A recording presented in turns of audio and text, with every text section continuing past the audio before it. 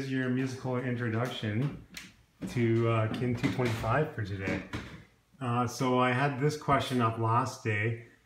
Why is a larger muscle able to produce more force than a smaller muscle? And I thought I'd start off today by reviewing the answer to this question kind of in more detail and show you what's happening at the cellular level in muscle. But before I do that, I'll show you just a quick kind of entertaining video. This is the strongest man in the world, this guy from Game of Thrones. This is him setting the deadlift world record. This is over 1,000 pounds.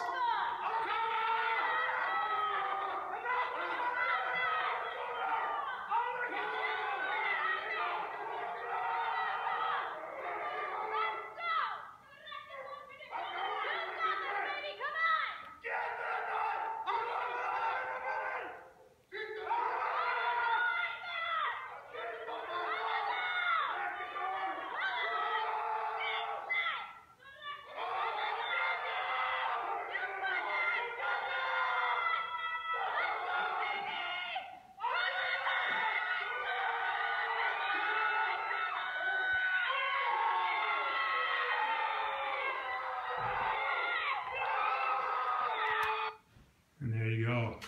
A little bit of entertainment for you for the start of your class here. But why is a larger muscle able to produce more force than a smaller muscle?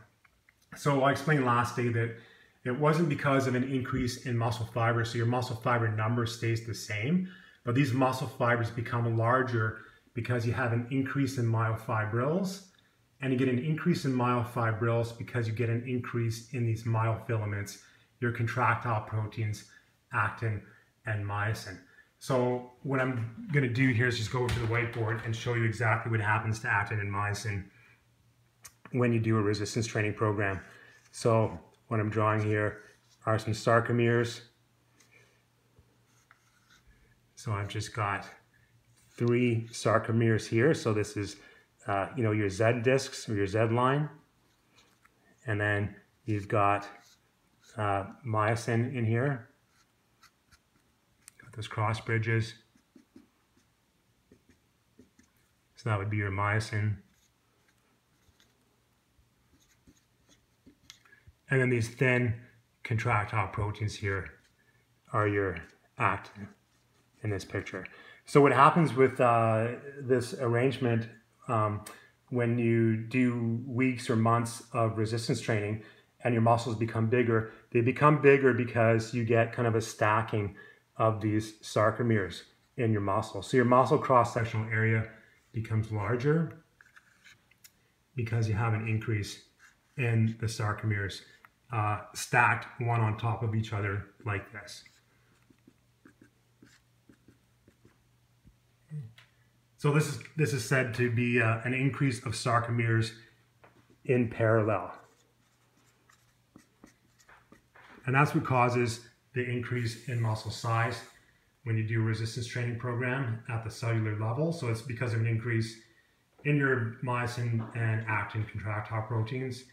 You get the sarcomeres stacking on top of each other, and you get a greater muscle cross-sectional area. So that results in larger muscle fibers.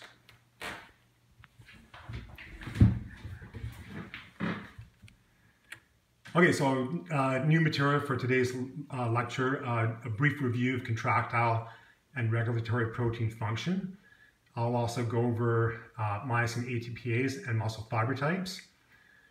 So myosin ATPase is an enzyme that controls the speed of contraction, and that's what gives the muscle fiber types their specific types. So type 1, slow twitch fiber, type 2A, your intermediate fiber, and your type 2B fiber, which is the fastest fiber in animals, or type 2X, fastest fiber in humans. And that's all determined by the myosin ATPase activity, which determines the speed of contraction.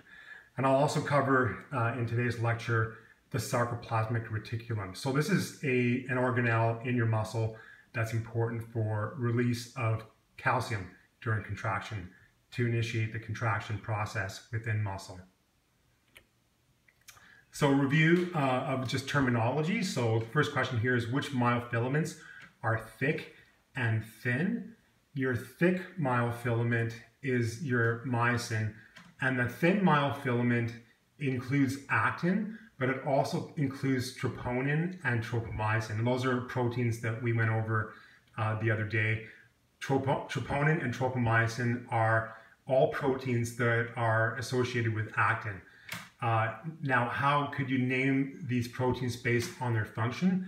The actin and myosin are called contractile proteins because they form cross bridges with each other to cause muscle contraction, whereas the troponin and tropomyosin are called regulatory proteins. So recall from last day that the tropomyosin lies on top of actin and it blocks the binding sites for myosin, so it prevents muscle contraction. Now you get troponin that lies on top of the tropomyosin. So to initiate muscle contraction, you have calcium that's released inside the muscle fiber. That binds to the troponin, and that causes the troponin to lift tropomyosin off of the actin, exposing the binding sites for myosin, and then you get muscle contraction. Which of the following shortens during a contraction? The correct answer here is your sarcomere. So your myosin and actin myofilaments stay the same length, but they slide past each other. The A band corresponds to wherever there's myosin within the sarcomere. That A band is just a dark band when you look at a muscle fiber, and it's just where you find myosin. So it's the sarcomere that shortens during a contraction. So it shortens because the Z discs or the Z lines become closer together. So here's a picture of a series of sarcomeres. Again, you have your actin and your myosin, your A band, which is the dark color where you have myosin. Your I band is the light color where you only have actin. Notice in the A band, you can also have some actin overlap, but the I band is exclusively actin. So the I band is light color, the A band is dark color. And during contraction, what's going to happen is you get the myosin that pulls on the actins. These actins will become closer together.